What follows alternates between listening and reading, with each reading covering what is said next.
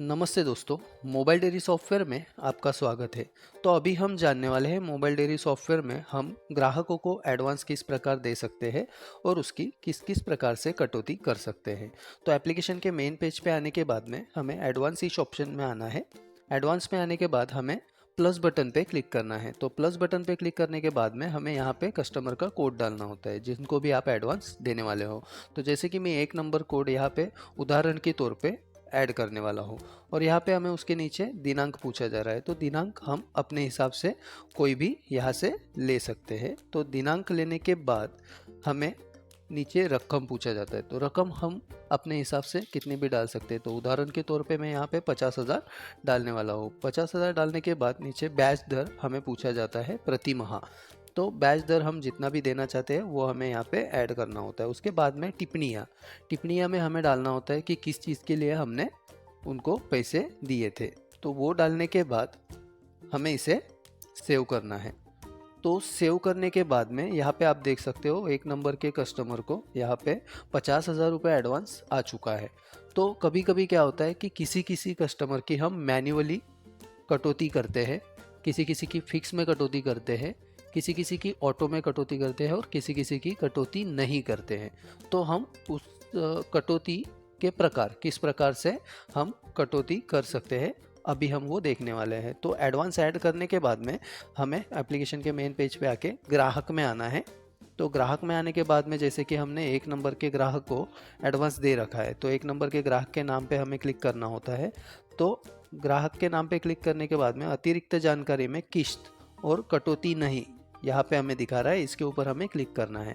तो क्लिक करने के बाद में हमें एडिट बटन पे क्लिक करना है। तो यहाँ पे हमें 3 ऑप्शन दिखाई देता है कि किस किस प्रकार से हम कटौती कर सकते हैं। जैसे कि ऑटो, तो ऑटो में क्या होता है कि जितना भी उनका 10 दिन का भुगतान हुआ है उतना, मतलब अगर आप मान लीजिए आपने 50,000 दिया हुआ है और उनका 25,000 भुगतान हुआ है तो वो पूरा 25,000 कटौती हो जाएगा। तो ये किस प्रकार से ऑप्शन काम करता है अभी हम देखने वाले। तो ऑटो सिलेक्ट करने के बाद में हमें इसे इस प्रकार से सेव करना है। तो सेव करने के बाद में हमें भुगतान में आना है। भुगतान में आने के बाद नया भुगतान बनाओ में आना है। तो उस कस्टमर का बिल आप देख सकते हो 11,317 रुपये 05 पैसे इतना हो चुका है।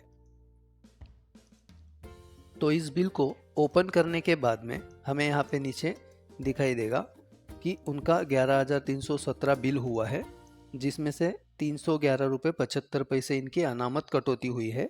उसके बाद में उनकी जितनी रकम बची हुई है 11,005 रुपये 30 पैसे ये एडवांस में कटौती हो चुके हैं।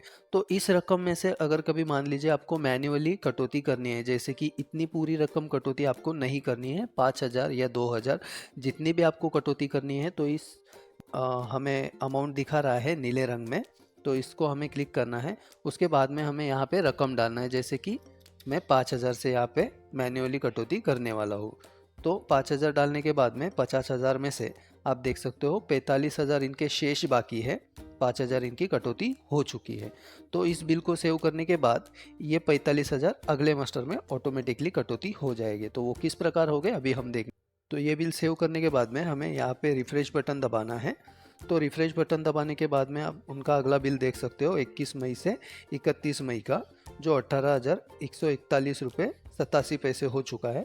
तो इनका बिल ओपन करने के बाद में आप यहाँ पे देख सकते हो जो पिछला बकाया उनका बाकी था वो ऑटो में यहाँ पे 17,640 रुपये उनके कटौती हो रहा है। जैसे कि 18,141 रुपये 87 पैसे उनके हो चुके हैं। उसके बाद में अनामत उनकी 501 रुपये 22 पैसे हुई है।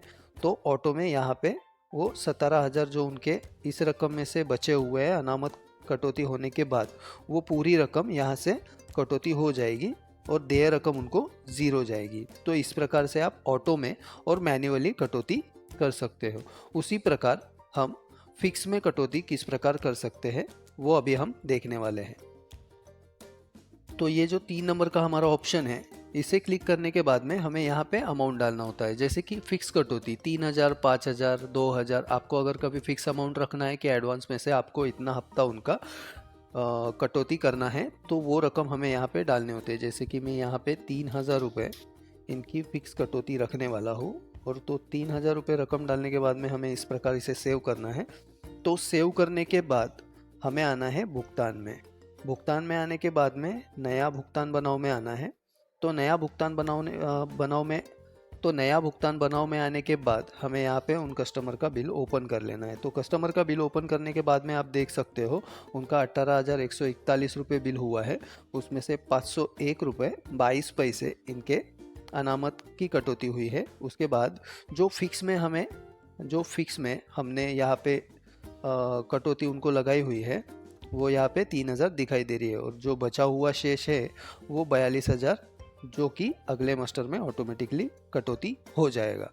तो इस प्रकार से आप फिक्स में कटौती कर सकते हो। उसके बाद अगर आपको कटौती नहीं करना है कस्टमर की, तो वो आप किस प्रकार से कर सकते हो, अभी हम वो देखने वाले हैं।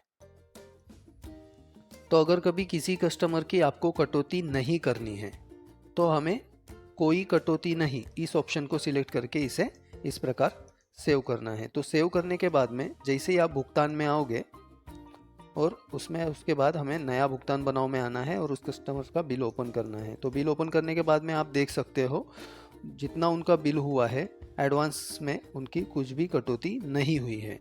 तो अगर कभी यहाँ पे आपको इस मास्टर में इस कस्टमर की कटौती करनी है तो जो हमें 00 दिखा रहा है इस पर हमें क्लिक करना है। उसके बाद में जितनी भी हमें कटौती करनी है उतनी रकम हमें यहाँ पे डालनी है, और रकम डालने के बाद में आप देख सकते हो 5,000 इनकी कटौती हो चुकी है और 40,000 इनके पास में शेष बाकी है, जो अगले मास्टर में ऑटोमेटिकली कटौती हो जाएगी। तो इस प्रकार मोबाइल डेयरी सॉफ्टवेयर में आप एडवांस की मैन्युअली, फिक्स और ऑटो में कटौती कर सकते हो। मोबाइल डेयरी सॉफ्टवेयर डाउनलोड करने के लिए आपको वीडियो के डिस्क्रिप्शन में जाना है। डिस्क्रिप्शन में जाने के बाद में आपको एक लिंक दिखाई देगा, उस लिंक पे क्लिक करके आप मोबाइल डेयरी सॉफ्टवेयर डाउनलोड कर सकते हो। धन्यवाद।